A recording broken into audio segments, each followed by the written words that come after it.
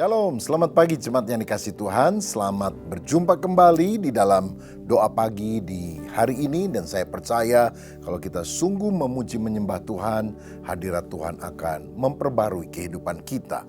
Hari ini saya akan menyampaikan renungan dengan judul Jadi Mentor Rohani bagi Orang Lain. Kisah Para Rasul 8 ayat 32 sampai 40 berbunyi demikian. Nas yang dibaca itu berbunyi seperti berikut. Seperti seekor domba ia dibawa ke pembantaian, dan seperti anak domba yang keluh di depan orang yang menggunting bulunya, demikianlah ia tidak membuka mulutnya. Dalam kehinaannya berlangsunglah hukumannya. Siapakah yang akan menceritakan asal-usulnya? Sebab nyawanya diambil dari bumi. Maka kata sida-sida itu kepada Filipus, "Aku bertanya kepadamu, tentang siapakah Nabi berkata demikian? Tentang dirinya sendiri atau tentang orang lain?" Maka mulailah Filipus berbicara dan bertolak dari nas itu. Ia memberitakan Injil Yesus kepadanya. Mereka melanjutkan perjalanan mereka dan tiba di suatu tempat yang ada air. Lalu kata sida-sida itu, "Lihat, di situ ada air. Apakah halangannya jika aku dibaptis?" Saud Filipus, "Jika Tuhan percaya dengan segenap hati, boleh."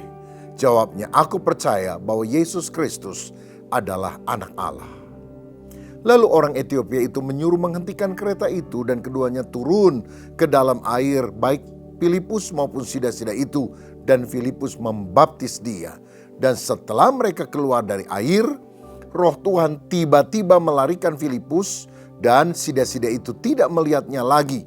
Ia meneruskan perjalanannya dengan sukacita. Ayat 40, tetapi ternyata Filipus ada di Asdod. Ia berjalan melalui daerah itu dan memberitakan Injil di semua kota sampai ia tiba di Kaisaria. Amin. Dalam kehidupan kita sebagai anak-anak Tuhan, penting sekali untuk kita bisa membimbing kerohanian orang lain seperti yang dilakukan oleh Filipus kepada sida-sida Etiopia. Sida-sida artinya orang yang dikebiri, saudara. Nah, orang ini adalah orang yang pergi ke Yerusalem, lalu kemudian dalam perjalanan pulang, dia rindu sekali membaca firman Allah. Dan ini adalah hal yang patut dicontoh, karena sekarang ini ada banyak orang senang mendengar khotbah pendeta, tapi tidak secara langsung membaca Alkitab secara berurutan dari Kejadian sampai Wahyu. Kita tahu bahwa dalam pembacaan Alkitab ada hal yang tampaknya mudah untuk kita pahami, tetapi juga ada bagian yang sulit untuk kita mengerti.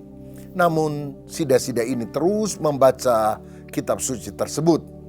Dan kemudian ketika seorang asing yang kemudian kita tahu dia adalah Filipus mendekati kereta berkuda itu dan bertanya, "Apakah Anda mengerti apa yang Anda baca?" Dengan rendah hati orang ini yang sebetulnya adalah pejabat Etiopia, karena dia adalah kepala perbendaraan dari keuangan Ratu Sri Kandake. Tapi dia rendah hati, dia mau diajar oleh orang lain. Dan untuk itu dia mendapatkan penjelasan-penjelasan dari anak Tuhan yang punya karunia pengajaran. Sampai hari ini pun saya percaya masih ada orang-orang yang Tuhan berikan karunia untuk mengajar orang lain, sehingga kebenaran firman Tuhan yang rumit ketika dijelaskan oleh dia menjadi simple dan dapat dipahami. Ini sesuatu yang sangat baik sekali. Nah, seperti dalam doa pagi ini kita mengupas 2-3 ayat, 4-5 ayat secara bertahap, tetapi diberikan penjelasan dengan tujuan supaya saudara sebagai anak-anak Tuhan yang mendengarnya memperoleh pendalaman kebenaran akan firman yang kita praktekkan dalam kehidupan sehari-hari. Menarik sekali, Filipus ini adalah seorang diaken yang kemudian menjadi pemberita Injil dan melayani di kota Samaria. Banyak orang mendengar Injil dan dibaptis. Tapi ketika puncak pelayanannya itu, Tuhan menampakkan diri kepadanya dan berkata, "Pergilah ke jalan yang sunyi, karena ada satu orang yang harus mendengar Injil dari kamu." Jalan yang sunyi ini tentu ada di padang gurun, saudara-saudara, dan yang harus dilayani cuma satu orang. Mungkin kalau saudara di posisi Filipus, engkau bisa berkata, "Tuhan, di sini ada ratusan, bahkan mungkin ribuan orang yang membutuhkan Injil. Kenapa saya harus pergi untuk menjumpai satu orang?" Bukankah Tuhan bisa suruh orang lain? Di sini kan lebih efektif ratusan orang, lebih banyak daripada satu orang. Tapi Filipus adalah orang yang tidak membedakan pelayanan besar atau kecil. Walaupun hanya satu orang, dia taat kepada perintah Tuhan, dia datang ke tempat itu dan dia memberitakan Injil kepada orang Ethiopia ini. Dan saudara tahu dampaknya, Ethiopia akhirnya mengenal Kristus. Ada banyak orang sampai hari ini menjadi Kristen. Kemungkinan besar karena Sida-Sida, bendahara dari Ratu Sri Kandake inilah yang membawa Injil ke Ethiopia tersebut. Nah saudara, selanjutnya dikatakan dia sedang membaca kutipan Yesaya pasal 53 tentang anak domba yang disembelih. Lalu dia tanya kepada Filipus, ayat ini bicara tentang Nabi Yesaya yang menulis kitab ini ataukah tentang orang lain? Nah sebetulnya ditanya pertanyaan seperti ini jawabannya bisa sederhana. Filipus bisa berkata, oh ini tentang Nabi Yesaya. Atau oh ini orang lain, dia menubuatkan tentang Yesus. Dia bisa jawab seperlunya saja. Tetapi karena dia tahu Sida-Sida ini belum percaya kepada Yesus, dia justru menjadikan nats itu, teks Alkitab itu menjadi batu lompatan untuk dia memberitakan Injil Yesus secara luas. Saudara-saudara, jadi di dalam pelayanan kita untuk membimbing rohani orang lain, kita bukan hanya memberitahu doktrin Kristen secara logika, tapi memberitakan Injil supaya orang lahir baru mengenal Yesus, diselamatkan. Dan ingat ini, memenangkan perdebatan itu tidak sebanding dengan memenangkan jiwa. Boleh saja saudara menang debat, tapi kalau saudara kehilangan jiwa buat apa? Karena memenangkan jiwa sebetulnya lebih penting daripada menang debat. Tuhan memanggil kita untuk menjadi penjala jiwa, bukan hanya sekedar dengan teori hebat kita bisa mengalahkan kata-kata orang lain di dalam perdebatan. Walaupun tentu kita harus bisa menjadi apologet yang baik, yang bertanggung jawab untuk setiap apa yang kita percaya di dalam Alkitab. Nah, karena penjelasan yang tepat dari Filipus kepada Sida-Sida itu, akhirnya Sida-Sida ini minta dibaptis. Dan lihat, dia tidak didesak oleh Filipus untuk dibaptis. Dia rindu sendiri, dia mau. Kadang-kadang ada orang kalau udah sakit, saudara, anaknya yang desek-desek, istrinya atau suaminya atau keluarganya bilang, ayo Pak Pendeta, tolong dibaptis Pak. Dia sebentar lagi mau mati Pak.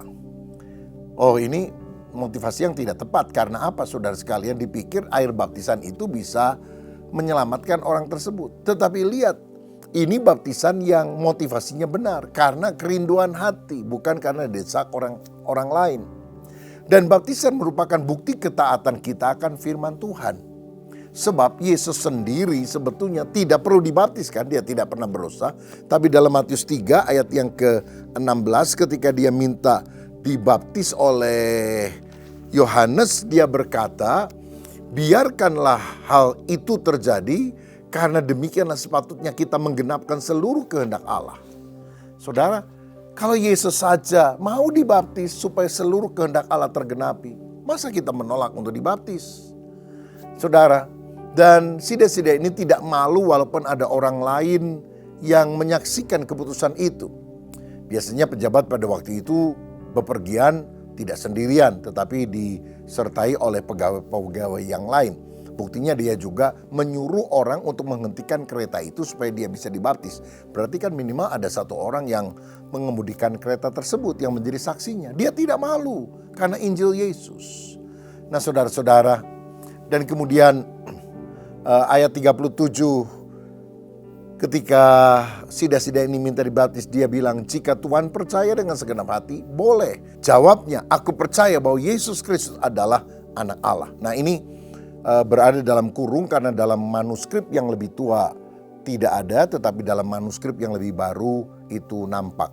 Jadi ini mungkin semacam footnotes daripada penyalin Alkitab untuk menunjukkan tambahan pada percakapan tersebut yang menjadi sisipan.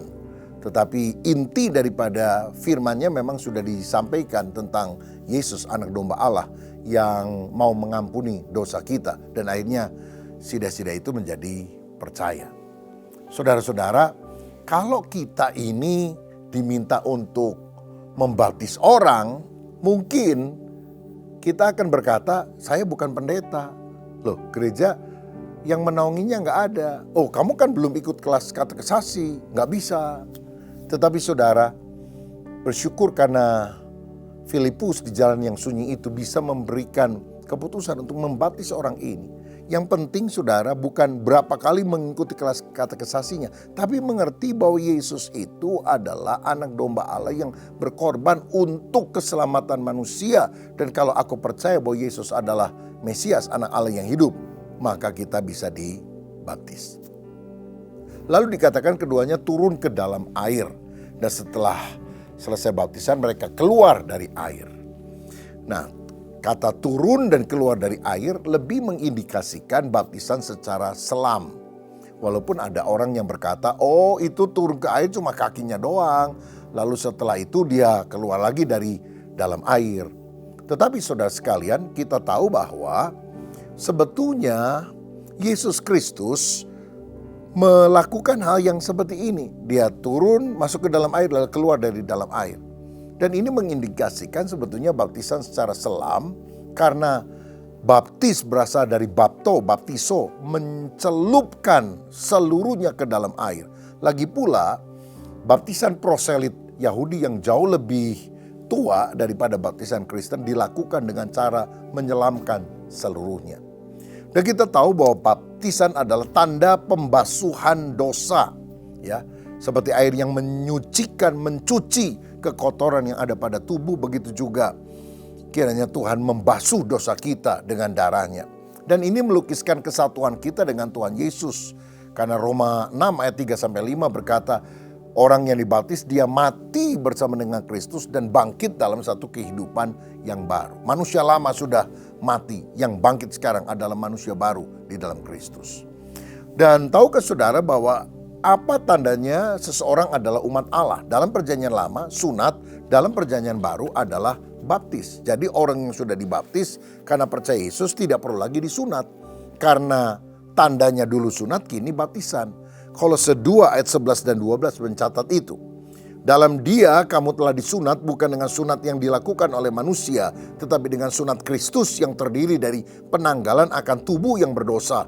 Karena dengan dia kamu dikuburkan dalam baptisan, dan di dalam dia kamu juga turut dibangkitkan juga oleh kepercayaanmu kepada kerja kuasa Allah yang telah membangkitkan dia dari antara orang mati. Jadi baptisan adalah identik dengan penyunatan yang ada di dalam perjanjian lama. Nah, setelah dibaptis, Filipus tiba-tiba menghilang, dilarikan oleh Roh Kudus, dan kemudian diketahui dia memberitakan Injil dari kota Asdod ke Kaisaria. Ini ada mujizat luar biasa, mungkin bisa disebut mujizat teleportasi. Jadi dipindahkan ke tempat yang lain. Ini juga seperti yang dialami oleh Yesus di kota Emmaus ketika dia memecahkan roti dan kedua murid tahu bahwa itu adalah Yesus. Tiba-tiba Yesus hilang dan pindah ke tempat lain. Sebetulnya mujizat teleportasi ini akan terjadi dengan kita orang-orang percaya. Pada waktu Yesus datang kembali di awan-awan, kita akan diangkat ke sorga. Kita dirubah dalam sekejap mata dan kemudian kita diangkat ke awan-awan masuk ke dalam kerajaan sorga. Ada pemindahan secara cepat, luar biasa. Dan Alkitab bilang sida-sida itu meneruskan perjalanannya dengan sukacita. Orang yang sudah lahir baru dan dibaptis, aliran air hidup mengalir dalam hidupnya, ada sukacita yang abadi.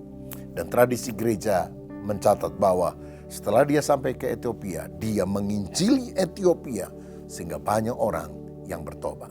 Memang seharusnya lah orang yang sudah percaya Yesus harus memberitakan Injil kepada orang lain. Saudara-saudara, mari kita menjadi mentor rohani bagi orang lain. Seperti Filipus menjelaskan Alkitab kepada sida-sida.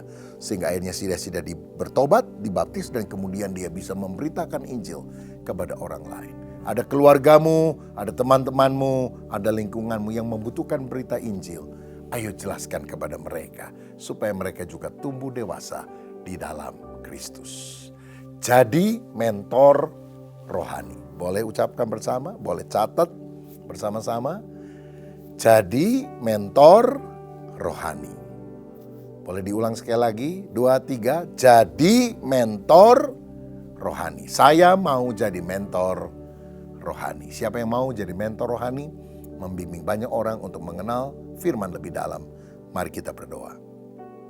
Bapa, jadikan kami seperti Filipus yang rela meninggalkan kesibukan, bahkan kesibukan pelayanan yang luar biasa, pergi menjumpai satu orang, melakukan pelayanan one on one, sampai akhirnya orang itu bertobat, percaya Yesus, dibaptis, dan kemudian menjadi pemberita Injil bagi lingkungannya. Tuhan, tolonglah agar kami tidak hanya ngerti ilmu ekonomi, ilmu politik, ngerti tentang ilmu memasak, sehingga kami bisa membimbing orang lain, tapi biarlah kami juga mengenal firman, sehingga orang-orang dituntun kepada Kristus dan makin dewasa di dalam Engkau. Berkat atas kami, dalam nama Tuhan Yesus, haleluya. Amin.